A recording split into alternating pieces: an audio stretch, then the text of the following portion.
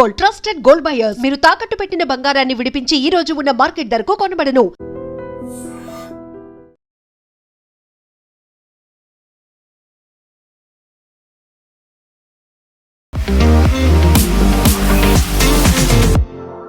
Welcome to I dream. ఈ రోజు ఉదయం ఆంధ్రప్రదేశ్లో జరిగిన ఘటన దేశం మొత్తం ఒకసారి ఆంధ్రప్రదేశ్ చూసింది.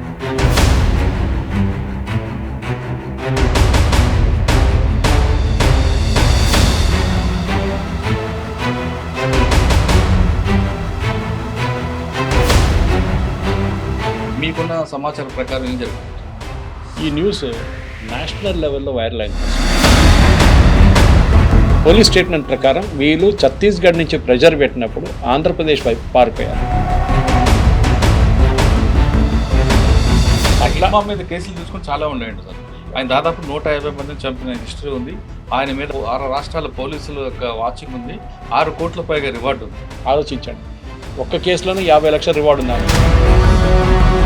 దీనికి ఈ was a very tough fighter. ఆ అబూజ్మడ్ ఏరియాలో ఆయన కానీ ఒక పిలిపిస్తే దాదాపు 1000 మంది ట్రైబల్స్ వస్తారు. అంత సపోర్ట్. పార్టీ కనుమరుగైపోయిన దశలో ఆయన మెయిన్ ఆక్సిజన్. హ్యూమన్ ఇంటెలిజెన్స్ చాలా ఇంపార్టెంట్, ఎందుకంటే వీళ్ళు ఫోన్లు వాడరు. టెక్నికల్ ఇంటెలిజెన్స్ చాలా కశ్మీర్లో ఉన్న టెర్రరిస్ట్ ట్యాకిల్ చేస్తున్నప్పుడు చాలా మటుకు. ఇంతవరకు ఆంధ్రప్రదేశ్ పోలీసులు సైలెంట్గా ఉన్నారు అనుకున్నాం, కానీ వాళ్ళు ఒక స్లీపర్ సెల్ లాగా ఒక మంచి ఆపరేషన్లో ఈరోజు సక్సెస్ అయ్యారనే విషయాన్ని మాత్రం బయటపడింది.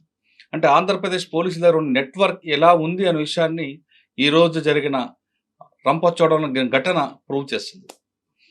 ఎక్కడో అబూజ్మడ్లో ఉన్న హిడ్మా ఆంధ్రప్రదేశ్లో ఈ ప్రాంతం పర్టికులర్గా మనం అనుకుంటున్న మారేడుమిల్లి ప్రాంతం రావడం ఏంటి, అక్కడ ఎన్కౌంటర్ జరగడం ఏంటి, దీని వెనక చాలా మందికి అనుమానం వ్యక్తం అవుతున్నాయి. ముఖ్యంగా పౌర హక్కు సంఘాలు మాత్రం ఇది బూటకు ఎన్కౌంటర్ అంటున్నారు.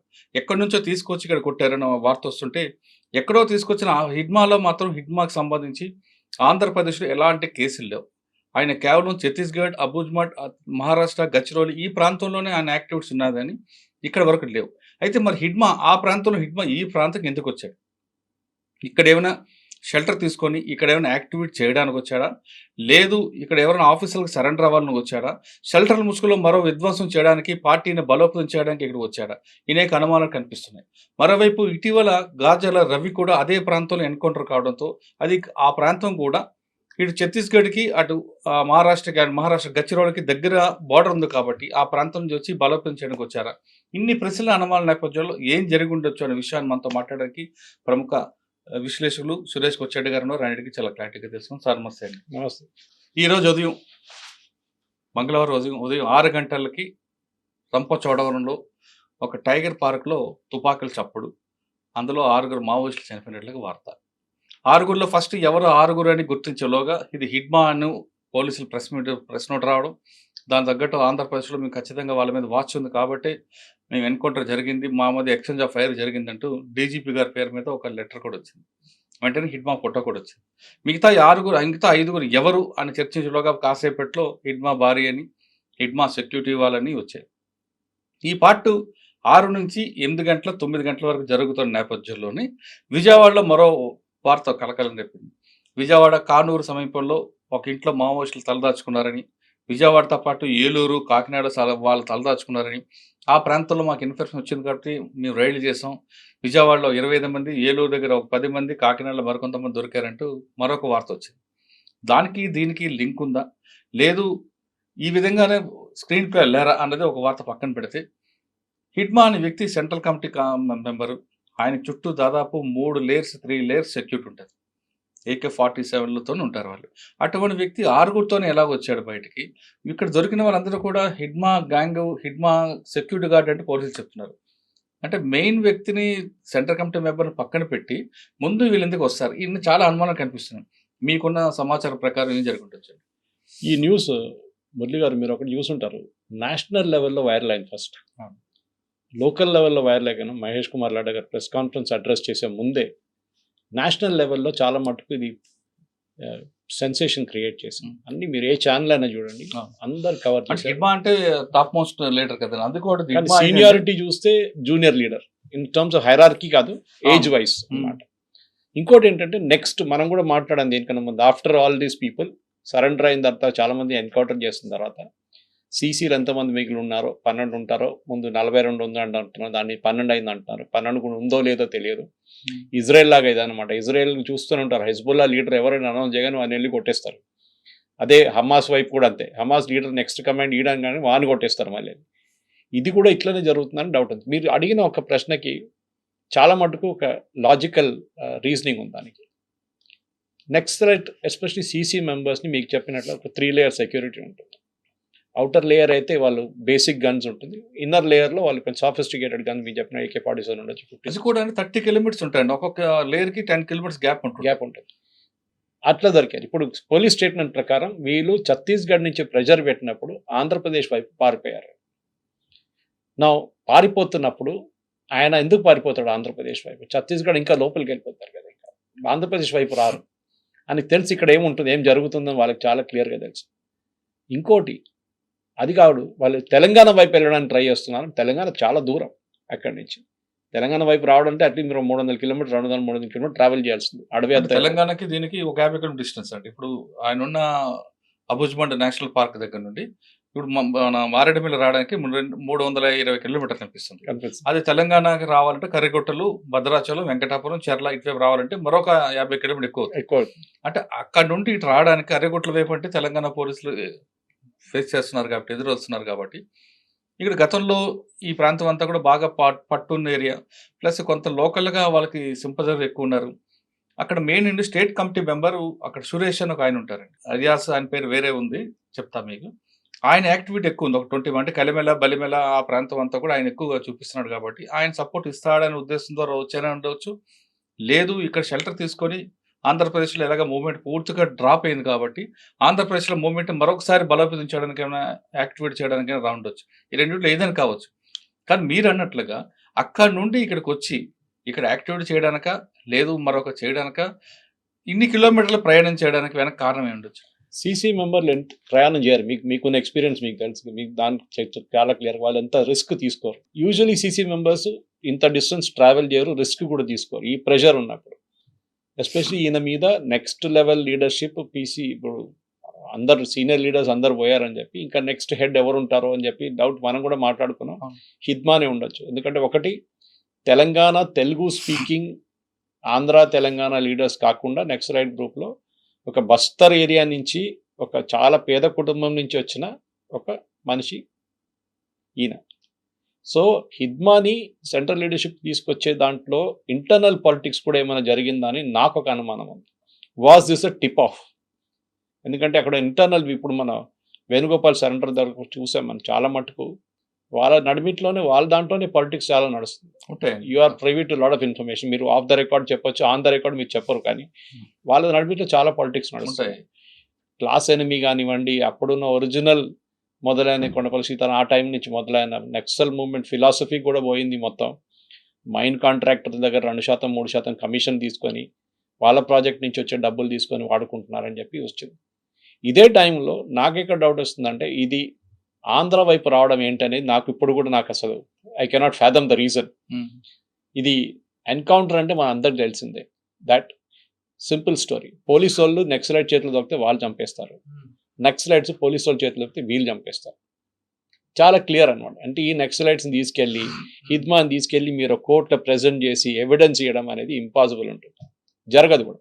64 మంది సిఆర్పిఎఫ్ జవాన్స్ చంపిన మనిషి, అది కాకుండా కాంగ్రెస్ లీడర్స్, చాలా సీనియర్ కాంగ్రెస్ అందరిని చంపిన మనిషి. హిద్మా మీద కేసులు తీసుకుని చాలా ఉన్నాయండి సార్. ఆయన దాదాపు 150 మందిని చంపిన హిస్టరీ ఉంది. ఆయన మీద 6 రాష్ట్రాల పోలీసుల యొక్క వాచింగ్ ఉంది. 6 కోట్ల పైగా రివార్డు ఉంది. ఆలోచించండి, ఒక్క కేసులోనే 50 లక్షల రివార్డు ఉంది ఆయన పైన. అది ప్రాబ్లం ఎక్కడ వచ్చిందంటే ఈయన అడ్వాంటేజ్ రాదు. ఈయన చిన్నప్పటి నుంచి జాయిన్ అప్పుడు నేను చదివిన దాని ప్రకారం రీసెర్చ్ చేసినప్పుడు ఈయనకి ఈ was a very tough fighter అంట. చాలా మటుకు ఫాస్ట్ ప్రమోషన్ వచ్చిందంట పైకి. ఇది కూడా బహుశా నక్సలైట్ మూవ్మెంట్లో కొంతమందికి నచ్చలేదో నాకు అనిపిస్తుంది. ఎందుకంటే end of the day that is the politics all about. వాళ్ళ దాంట్లో 70, 60, 70 సంవత్సరాలు, 72 సంవత్సరాలు, 74 సంవత్సరాల లీడర్స్ కూడా చాలా మంది ఉన్నారు. మీకు తెలిసి 50 సంవత్సరాలకి this is young compare to very young. Rahul Gandhi age అని చెప్పొచ్చు, కానీ రాహుల్ గాంధీ కానీ తక్కువ ఏజ్. సో అట్లాంటి మనిషి ఇప్పుడు నెక్స్ట్ లెవెల్ లీడర్షిప్ పోయినప్పుడు ఇప్పుడు ఇవాళ పొద్దున్న నుంచి ఒక రూమర్ ఏం నడుస్తుందంటే 3 స్టేట్ చీఫ్స్కి ఇచ్చిన ఇన్స్ట్రక్షన్స్ ఏంటంటే చాలా మటుకు అమిత్ షా గారు చెప్పింది హిద్మాని before 30th of November finish చేసేయని చెప్పి అమిత్ షా గారు చాలా క్లియర్గా ఇన్స్ట్రక్షన్ ఇచ్చారట. ఆ పరిస్థితుల్లో ఇప్పుడున్న పోలీస్ మీద ఉన్న ప్రెషర్ ఇంకా పెరుగుతుందా? ఎందుకంటే ఇంకా మిగతా నెక్సలైట్స్ కూడా ఫినిష్ చేయాలి బిఫోర్ March 30th 2026 అని ఉంటుందనేది ఒక ప్రశ్న నాకు కూడా ఉంది. అది మీ వైపు నుంచి వింటే ఇంకా బాగుంటుంది. అది ఏది వాట్ ఈస్ రియలీ హ్యాపెనింగ్? ఎందుకంటే మనం స్టూడియో బయట నిలబడి మాట్లాడుతున్నట్టు నిన్న కూడా మాట్లాడాం హిద్మా గురించి. ఏమైతుందో హిద్మా ఏమైతుందో. హిడ్మా గురించి మనం మాట్లాడుకుంటారంటే మీరు చెప్పినట్టుగా ఆదివాసి గోండి కమ్యూనిటీ వచ్చిన వ్యక్తి. ఆయనకి గోండి, బెంగాలీ, ఒడియా, తెలుగు, హిందీ అన్ని భాషల మీద పట్టుంది. ప్లస్ ఆ అబూజ్మడ్ ఏరియాలో ఆయన కానీ ఒక పిలిపిస్తే దాదాపు 1000 మంది ట్రైబల్స్ వస్తారు. అంత సపోర్ట్ ఉంది. పార్టీ కనుమరుగు అయిపోయిన దశలో ఆయన మెయిన్ ఆక్సిజన్. ఇప్పుడు తిరుపతి అని సెక్రటరీ అయినా ఆయనకి దాదాపు 20 మంది వరకు సపోర్ట్ ఉన్నా ఈయనకి మాత్రం 100లో వస్తారు హిడ్మా. ఆ వ్యక్తి టార్గెట్ కొడితే మన మెయిన్ టార్గెట్ అయితే పార్టీకి ఇంకా కొలాప్స్ అయిపోద్దని గవర్నమెంట్ భావిస్తుంది. ఈ తరుణంలో ఆయన కొంతమంది ద్వారా సపోర్టర్స్ ద్వారా మహారాష్ట్ర కానీ ఛత్తీస్గఢ్ కానీ సరెండర్ అవ్వాలి ప్రయత్నం చేస్తున్నట్టు సమాచారం ఉంది. ఎందుకంటే గతంలో ఆశన్న సరెండర్ అవుతున్నప్పుడు ఇదే టాపిక్ వచ్చేది. మల్లోజు వేణుగోపాల్ మహారాష్ట్ర సరెండర్ అవుతున్నప్పుడు ఇదే టాపిక్ వచ్చేది. హిడ్మా ఇక్కడ పోలీసులు క్వశ్చన్ చేస్తే ఫస్ట్ క్వశ్చన్ అది హిడ్మా. కానీ హిడ్మా అనే వ్యక్తి ఇన్ని రాష్ట్రాలకు కావాల్సిన వ్యక్తి ఆంధ్రప్రదేశ్కి ఎందుకు వచ్చారు అనేది ఇప్పుడు మన అందరూ $1,000,000 ప్రశ్న. అయితే ఇప్పుడు మనకి ఇందాక ఒక ఆఫీసర్ ద్వారా లేదా కొంతమంది ద్వారా ఇన్ఫార్మేషన్ వచ్చే సమాచారం ఏంటంటే హిడ్మాకి ఒక బెస్ట్ కొరియర్, నమ్మకమైన కొరియర్ ఉన్నారు. అంటే కొరియర్ ఇప్పుడు కూడా పనిచేస్తుంది. కానీ ఆ కొరియర్ ఎంతగా నమ్మాడంటే హిడ్మా దాదాపు 6 సంవత్సరాల నుంచి ఆ హిడ్మా వెనకే ఆ కొరియర్ ఉంటాడు. అంటే హిడ్మా చేసిన కొన్ని ఆపరేషన్లో మెటీరియల్ కూడా ఆ కొరియరే సప్లై చేశాడు. కాబట్టి హిడ్మా ఆయన్ని బాగా నమ్మాడు. ఆ వ్యక్తి ఇచ్చిన సూచనల మేరకే ఆంధ్రప్రదేశ్లోకి వచ్చాడు అనేది ఒక సమాచారం. Double agent. ఓకే. ఆ కొరియర్ ఎవరంటే ఒక పోలీస్ ఆఫీసర్. అదే డబుల్ ఏజెంట్ అయిపోయాడు. అంటే వీళ్ళకి పోలీసు వాళ్ళకి ఐ థింక్ ఎప్పుడైనా నేను మాట్లాడుతుంది ఇవాళ పొద్దున ఇంకో ఛానల్ మాట్లాడుతున్నాం అనేది ఇదంతా ఒక సమాచారం. అది ఎంతవరకు కరెక్ట్ లేదు, అది కాదు. హ్యూమన్ ఇంటెలిజెన్స్ చాలా ఇంపార్టెంట్. ఎందుకంటే వీళ్ళు ఫోన్లు వాడరు. టెక్నికల్ ఇంటెలిజెన్స్ మీకు అడవి లోపల పనిచేయదు, ఫోన్లు పనిచేయదు. టెక్నికల్ ఇంటెలిజెన్స్ చాలా కాశ్మీర్లో ఉన్న టెర్రరిస్ట్ ట్యాకిల్ చేస్తున్నప్పుడు చాలా మటుకు టెక్నికల్ ఇంటెలిజెన్స్ వాడతారు వాళ్ళు. హ్యూమన్ అక్కడ కూడా ఉంటుంది. వీళ్ళు కూడా అన్ఆడిటెడ్ డబ్బులు చాలా ఉంటాయి, లక్షల. కాశ్మీర్ లో వచ్చేసరికి టెక్నికల్ ఎవిడెన్స్ కన్నా లీడ్ ఒక కాశ్మీర్ లో ఉన్న స్పెషల్ ఆఫీసర్ తీసుకొచ్చిన లీడ్. కరెక్ట్. అదేంది అక్కడ మన తెలుగు ఆఫీసరే బయటకు వెళ్తూ ఒక పోస్టర్ చూసి దాని వెనక లాగితే ఇదంతా కదిలి 6 గ్యాలంటరీ అవార్డు వచ్చింది అనుకుంటా ఆయన. సో కానీ ఒరిజినల్ ఇప్పుడు ఆర్మీ చేస్తున్న ఆపరేషన్లో కానీ ఎంఐ వాళ్ళ మిలిటరీ ఇంటెలిజెన్స్ ఉన్నప్పుడు ఎవరో ఇక్కడ కార్గిల్ వైపు నుంచి మనం చూసే ఆ టైంలో మళ్ళీ ఇప్పుడు పెహల్గాం తర్వాత కూడా అడవి లోపల ఉన్నారని చెప్పి అక్కడ వెళ్ళి కొట్టారు వీళ్ళు ఆపరేషన్ మహాదేవ్లో. ఈ ఇంటెలిజెన్స్ అనేది ఆంధ్రప్రదేశ్, ఉమ్మడి ఆంధ్రప్రదేశ్లో, తర్వాత ఉన్న ఆంధ్రప్రదేశ్, తెలంగాణలో కూడా నేను మాట్లాడుతున్నప్పుడు కొంతమంది పోలీస్ ఆఫీసర్స్తో వాళ్ళేమంటున్నారంటే ఇంటెలిజెన్స్ వైఫ్ న్యూట్రల్ సిఆర్పిఎఫ్ గురించి మాట్లాడుతున్నారు. సిఆర్పిఎఫ్ ఆఫీసర్ మాట్లాడడం అంటే తెలంగాణ, ఆంధ్రప్రదేశ్ దగ్గర ఉన్న ఇంటెలిజెన్స్ చాలా సూపర్ ఉంది. బహుశా ఇప్పుడు ఛత్తీస్గఢ్ పోలీస్ దాన్ని కొంచెం ఇంప్రూవైజ్ చేసుకున్నారు. కానీ ఒరిజినల్గా నల్లమల నుంచి మొత్తం తూడ్చివేసింది excellence moment because of human intelligence అని చేశారని చెప్తారు. మీ అంచనా ఏంటి సార్? అంటే మీరు చెప్తున్నప్పుడు నల్లమల టాపిక్ వచ్చింది కాబట్టి నేను చెప్పిన ఛత్తీస్గఢ్కి హిడ్మాకి సంబంధించిన కొరియర్ కూడా గతంలో నల్లమలలో పనిచేసిన ఆఫీసర్. అక్కడ కూడా కనెక్షన్ ఉంది. అక్కడ ఆయన ఇంటెలిజెన్స్ బాగుంది కాబట్టి నల్లమలలో పూర్తిగా వాష్అవుట్ అయిపోయింది. ఆ ఆఫీసర్ ఇంకా ఇప్పుడు కంటిన్యూ అవుతున్నారు. ఆయన ఇచ్చిన ఇన్ఫర్మేషన్ తీసుకొచ్చారు. అంటే ఆయనకి ఇంటెన్షన్ కూడా ఎన్కౌంటర్ చేయాలని కాదండి, గవర్నమెంట్ ముందు సరెండర్ చేయాలనేదే ఆయన తీసుకొచ్చారనేది ఒక సమాచారం. కానీ ఇక్కడికి వచ్చేసరికి ఆ విషయం బయటికి లీక్ అవ్వడం, అంటే సెంట్రల్ గవర్నమెంట్కి వెళ్ళడం, వాళ్ళు ఇచ్చిన డైరెక్షన్లో జరిగిందనేది ఒక రూమర్. అది ఎంతవరకు అని కరెక్ట్ అని తెలియదు. అది ఇంకో విషయం ఏంటంటే ఈరోజు విజయవాడలో జరిగిన సంఘటనలో కొంతమంది మావోయిస్టులు ఒక షెల్టర్ తీసుకున్నారు, అక్కడ మేము దాడి చేసాం అని ఒక 28 మందిని చూపిస్తున్నారు. అది యాక్చువల్గా మావోయిస్టులు తీసుకుంది కాదు, అది పోలీసులు డన్ అది.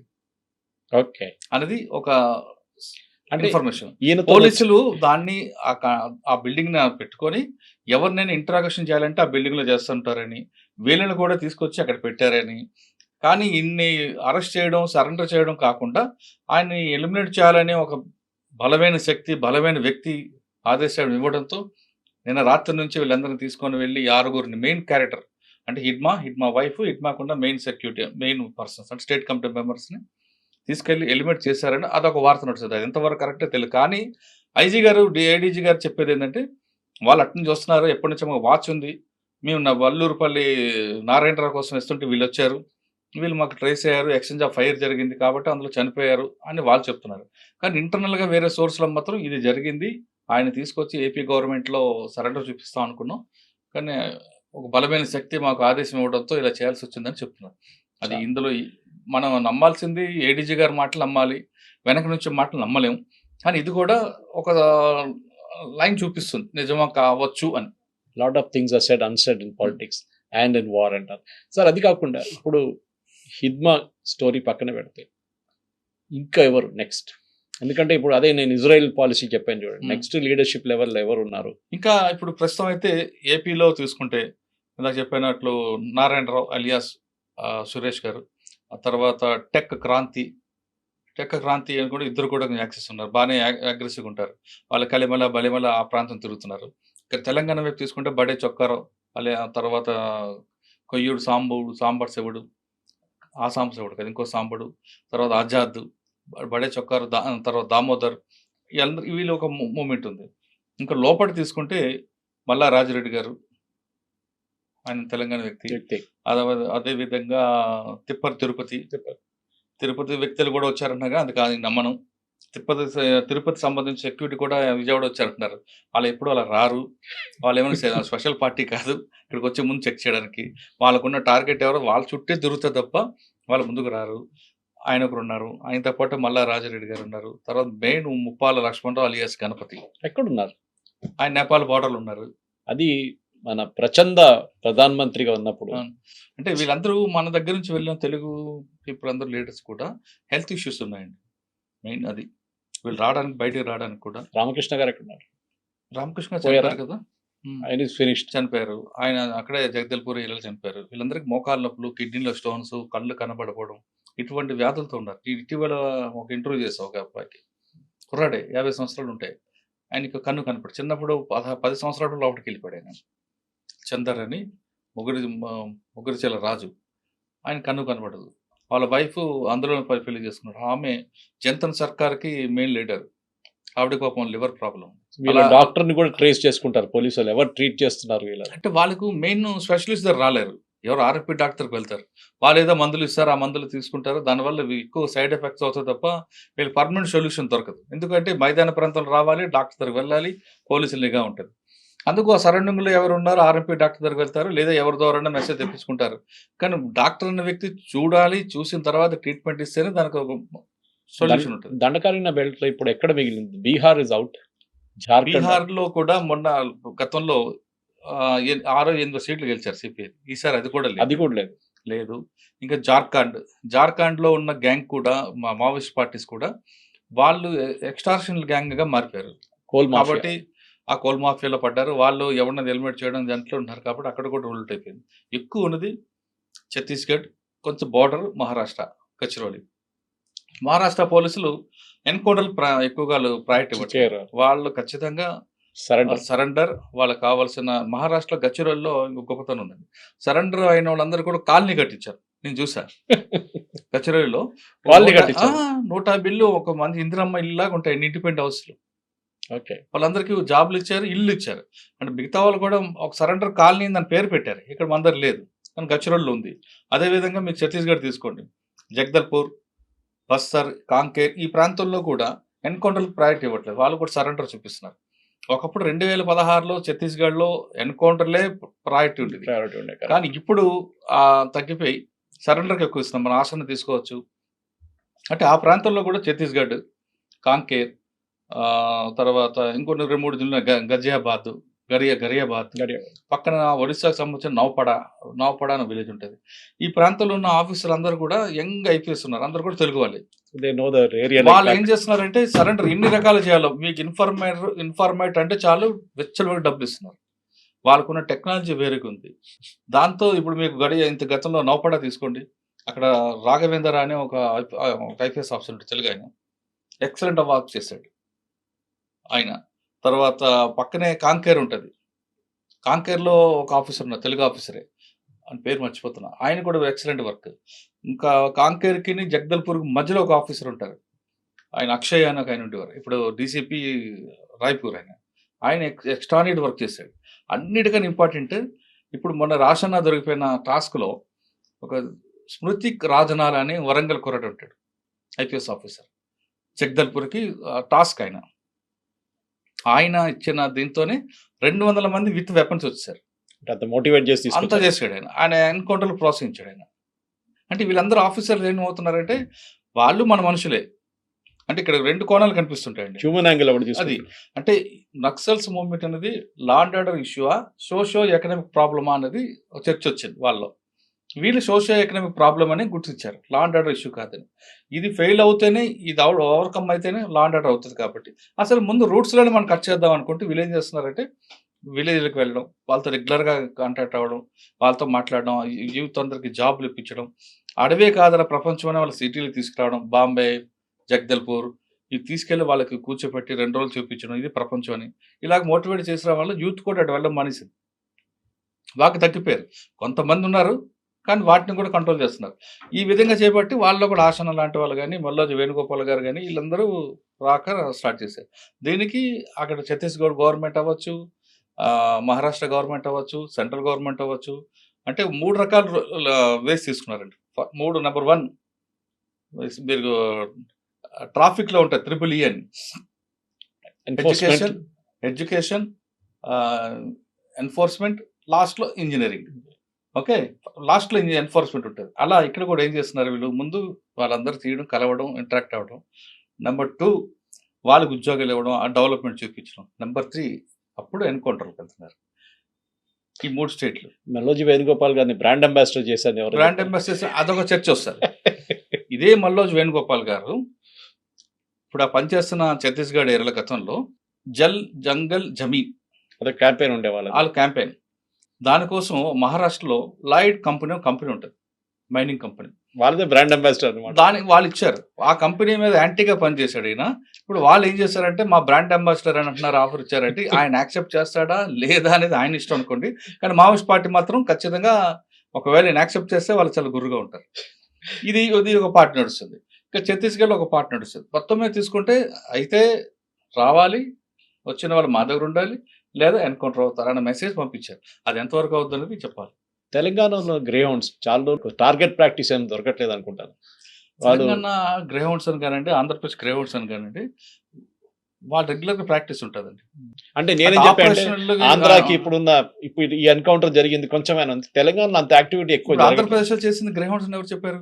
కాదే, కొత్త గ్రూప్ ఎవరు ఉన్నారు? లేదు, పోలీస్ గ్రూప్ అండి, రెగ్యులర్ గ్రూప్. అది వీళ్ళు వెళ్ళి ఆపరేషన్ చేయ, రియల్ ఎన్కౌంటర్ అంటే ఆపరేషన్ కి వెళ్ళాలి, అంత పెద్ద కథ ఉంటుంది. ఇది అంతే. ఇంకోటి సార్, కె వ్యాస్ గారు, ఉమేష్ చంద్ర గారు, వీళ్ళందరూ మీరు చెప్పిన ఈ పేర్లు చిన్న ఇప్పుడున్న ఐపీఎస్ ఆఫీసర్ కానీ వాళ్ళకంతా రోల్ మోడల్ వాళ్ళు ఉండేవాళ్ళు.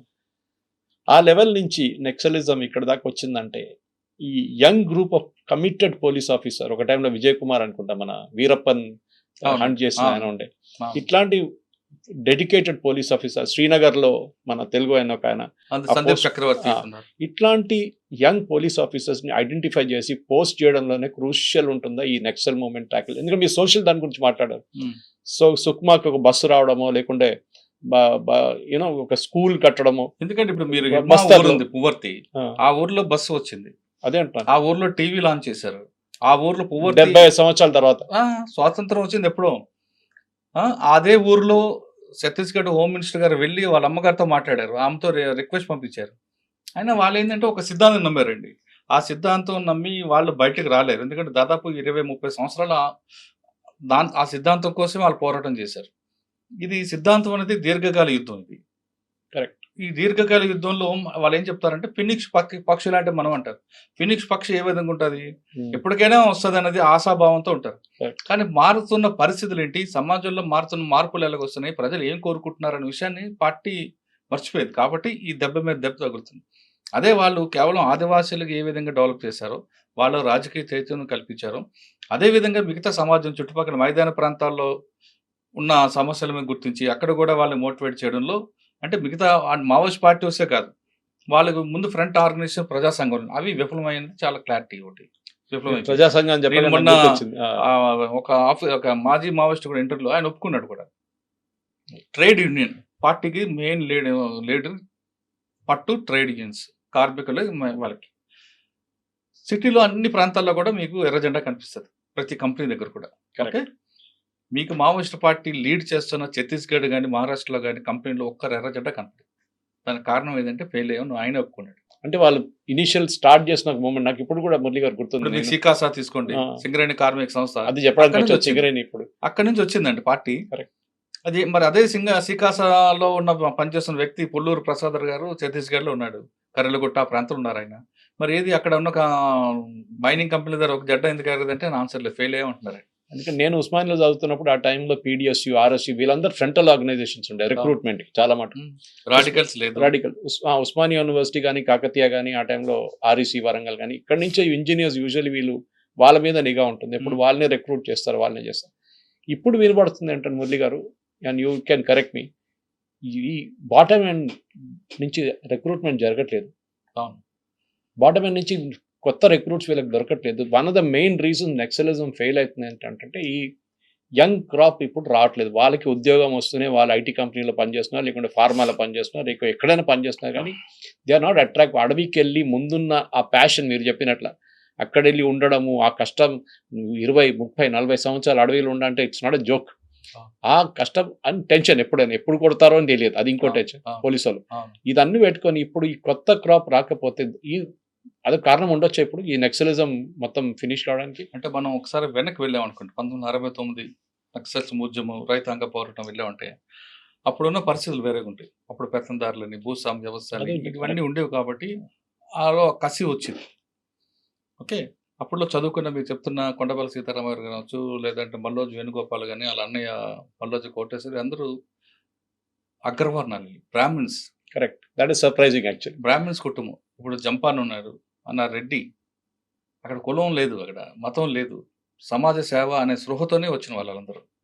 వాళ్ళు ఇంజనీరింగ్ చదివిన వాళ్ళు, ఆర్ఎస్సీ స్టూడెంట్స్, నిట్ స్టూడెంట్స్, ఇటువంటి స్టూడెంట్స్ అందరూ కూడా వచ్చారంటే వాళ్ళకి సమాజంలో ఏదో జరుగుతుంది, ఆ అన్యాయాన్ని పంపించాలి, బయటికి పంపించాలి, సామాన్యుడికి మంచి న్యాయం చేయాలి, బడుగు బలహీన వర్గాల అభివృద్ధి కోసం మనం ఖచ్చితంగా పోరాటం చేయాలని వాళ్ళు రక్త సంబంధం కన్నా వర్గ సంబంధం గొప్పదని నమ్మే జనరేషన్ అది. అంటే రక్త సంబంధం కాదు, వర్గ సంబంధం. ఆ వర్గ సంబంధంలో తల్లిని చూస్తాం మేము, మా అమ్మ నాన్న అందులో ఉంటారు, నాకు రక్త సంబంధం కాదని అలా నమ్మి అప్పుడున్న పరిస్థితులకు అనుగుణంగా దాంతోపాటు గద్దర్ గారి పాటలు, ఒక పాట ఆయన గద్దర్ పాడారంటే ఆ పాటకి చాలా మంది చెవులు కోసుకుని వచ్చి ఉండేవారు అంతే, మా ఏరియా నుంచి ఆల్వాల్ నుంచి. అటువంటి వ్యక్తులు పాటలు ఆ ప్రభావంతో పార్టీలో మన పార్టీలు కాదు చాలా మంది పార్టీ వైపు వెళ్ళారు. వెళ్ళిన తర్వాత వాళ్ళు ఎంచుకున్న లైన్ ఇదే కరెక్ట్ అనుకుని సంవత్సరాలతో బట్టి ఉండిపోయారు వాళ్ళు. కష్టమైన నష్టమైన మీరు మనం ఇంత మాట్లాడుతాం కదండి, ఒక రోజు కరెంట్ లేక ఉండగలమా? అది కరెక్ట్. ఒక గంట ఉండగలమా? యూస్ అయిపోయాం మనం, అది ఉండవు. కానీ వాళ్ళు కరెంట్ లేని సంవత్సరాలు ఉన్నారు వాళ్ళు. ఇంట్లో మనకి ఒక చిన్న బొద్దింక బాత్రూమ్ కనబెడుతున్నా బాబోయ్ అని అంటాం, వాళ్ళ చుట్టూ పాములు తిరుగుతుంటాయి. మనం మినరల్ వాటర్ తాగం, అది లేకపోతే తాగలేం మనం, కానీ వాళ్ళ చెరువులో నీళ్ళు తాగుకొని ఉంటారు. ఒకసారి నీళ్ళు లేకపోతే మూత్రం తాగుతారు వాళ్ళు. మనకు 3 పూట్ల బిస్కెట్స్ కావాలి, తిండి కావాలి, అన్నీ కావాలి. వాళ్ళకి ఏ టైంకి ఇస్తారో ఆదివాసులు పంపిన భోజనమే భోజనం. ఏమి దొరకకపోతే చింతపండు అది కలుపుకొని తినే రోజులు ఉంటాయి. ఇలా ఇటువంటి కష్టాలండి. దేనికంటే ఎప్పటికైనా మన పార్టీ సాధిస్తాం, ఖచ్చితంగా మనం బడుగు బలహీన వర్గాల కోసం మన పార్టీ సిద్ధాంతపరకు వెళ్తారండి. ఆ ఎంచుకోవడం లైన్లోనే వాళ్ళు అప్పుడున్న సమస్య వేరు. తర్వాత జనరేషన్ వచ్చింది, మన జనరేషన్. కరెక్ట్. మన జనరేషన్ వచ్చేటికి మనకి సెల్ ఫోన్లు వచ్చాయి, మనం కొంచెం డెవలప్ అయ్యాం. మనం సెల్ ఫోన్ లేక ఇప్పుడున్న జనరేషన్ అయితే మన తర్వాత జనరేషన్కి వచ్చేసరికి సెల్ ఫోన్లు, ఈ డ్రగ్స్, వీటి మీద మనం ఎక్కువగా డిపెండ్ అవుతున్నాం. మన ఫోన్ లేకపోతే ఇన్నాళ్ళు ఇప్పుడు ఉండగలమా? ఉండలేము. ఈ ఫోన్ లేని అడవిలో ఉండగలరా? చేతుల్లో ఫోన్ లేకుండా ఉండలేడు. ఫోన్ లేకపోతే జనరేషన్ మన బ్యాగ్ మనమే మోసుకోం. కానీ అక్కడ పార్టీలో 40 కేజీలు అంటే ఆడ కిట్ బ్యాగ్తో పాటు ఆయనకి ఎవరు బాధ్యుడు ఆయన బ్యాగ్ కూడా పాటు వెపన్ కూడా మోసుకొని అడవులు ఎక్కాలి. ఎక్కగలరా? లేరు. మనం 1 కిలోమీటర్ కేబీఆర్ పార్క్ తిరిగి వచ్చేసరికి మనకు ఆయాసం వస్తుంది. వాళ్ళు రోజుకి 10 నుంచి 12 కిలోమీటర్లు నడుస్తారు నడక. అది కూడా కొండలు ఎక్కి దిగడం, మామూలుగా ప్లెయిన్ ఏరియా కాదు, ఏ రాయి ఉంటుందో ఎక్కడ కూడా తెలియదు. ఇన్ని కష్టాలు పడడం అనేది ఇప్పుడు జనరేషన్ లేదు. ప్లస్ కుల సంఘాలు పెరిగిపోయాయి ఊర్లో.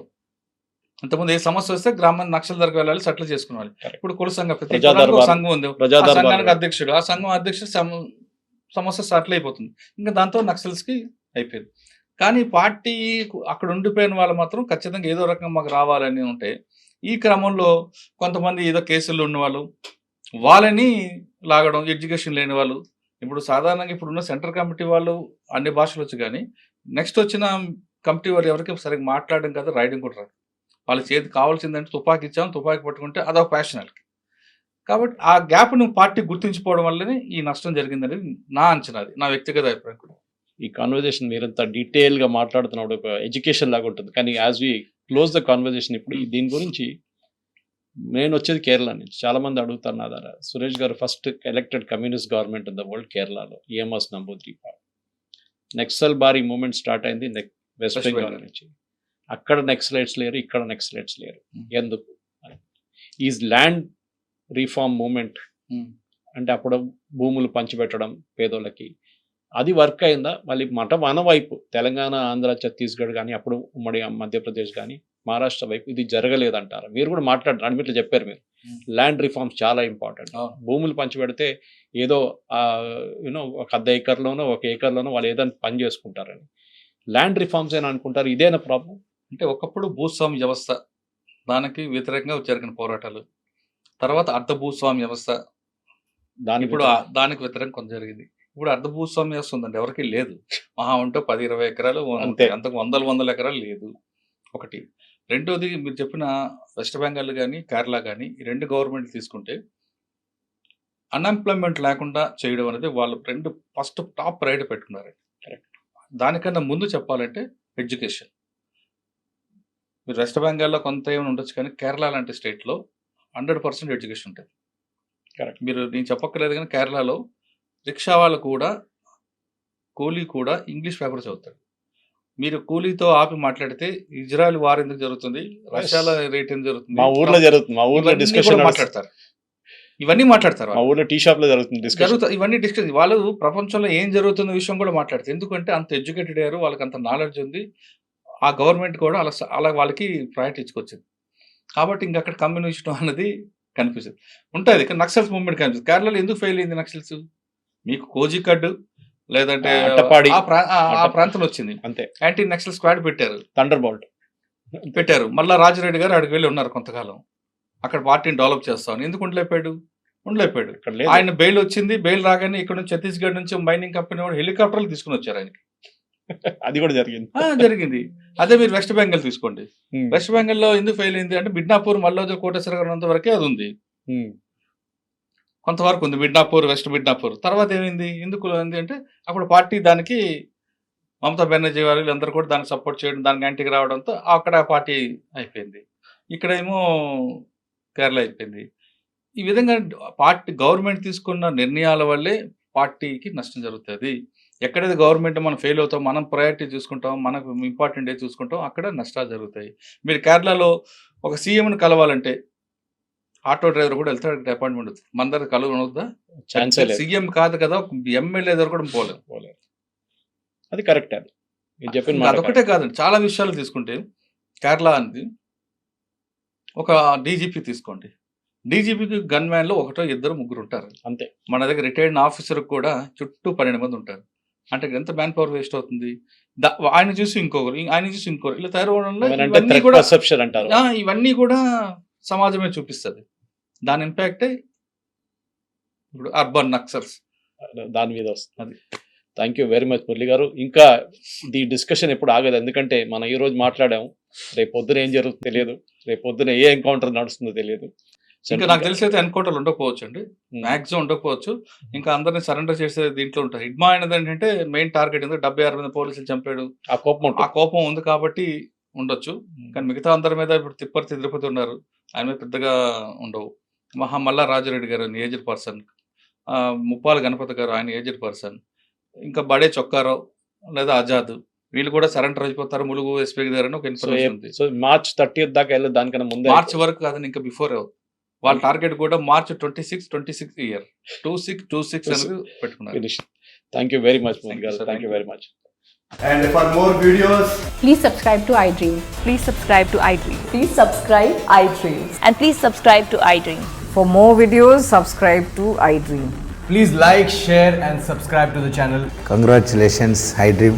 Subscribe to iDream. Subscribe to iDream. So subscribe to iDream Media. iDream की iDream team अंदर की huge congratulations. Please subscribe iDream Media. Please subscribe to iDream. Subscribe iDream. Please subscribe to iDream. iDream అంటే నా కళల ఛానల్ను subscribe చేసుకున్న నోరు తిరుగుతలేదు మీరైతే గంట గుర్తు కొట్టండి. For more such videos, please subscribe to iDream. Subscribe to iDream. Please subscribe to iDream. Please subscribe iDream Media. Please do subscribe to iDream. Please subscribe to iDream Media. For best entertainment and information, please subscribe iDream. And don't forget to subscribe to iDream.